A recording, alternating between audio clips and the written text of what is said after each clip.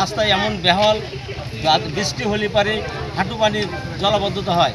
এই জায়গায় আসতে ছেলে মেয়েদের পোশাক নষ্ট হয়ে যায়, তারা স্কুলে আসার পর পোশাক যখন নষ্ট হয়ে যায় ছেলে মেয়েরা চলে যায়।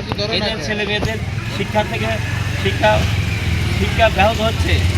এখানে একটা ঐতিহ্যবাহী হাই স্কুল প্রাইমারি স্কুল অবস্থিত। এখানে আমাদের কোমলমতি ছেলেমেয়েরা নিয়মিত লেখাপড়া করে, কিন্তু আমরা যতটুকু দেখতে পাচ্ছি যেখানে সামান্য বৃষ্টিতেই নিমজ্জিত হয়ে রাস্তাঘাটগুলো নিমজ্জিত হয়ে যায়।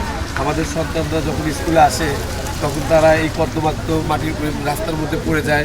2018 সালে এটা সুনাম অর্জন করেছিল।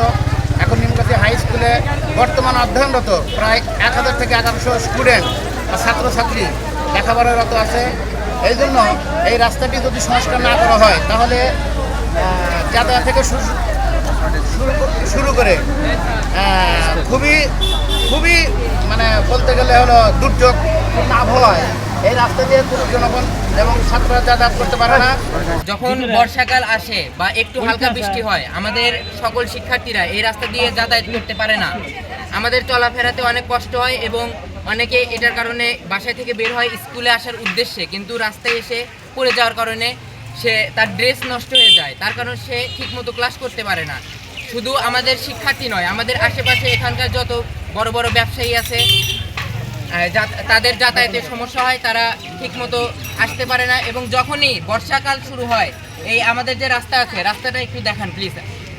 যে রাস্তাটা আছে এগুলো মনে করেন যে একদম প্রায় হাঁটু পানি না হলেও তার থেকে একটু কম, মানে এরকম রূপ ধারণ করে। আমাদের আসলেই শুধু আমাদের নয়, বড় বড় যারা ব্যবসায়ী আছে তাদের যাতায়াতের অনেক সমস্যা হয়। আর আমাদের এই যে 100 মিটার পরেই ধান হাট আছে, যেখানে প্রত্যেক হাটে সোমবার এবং বৃহস্পতিবার ধানের হাট তো লাগেই, পাশাপাশি গরু ছাগলের বিশাল হাট লাগে। এখানে আসলে একটা ঐতিহ্যবাহী হাট বললেই চলে। তো আমাদের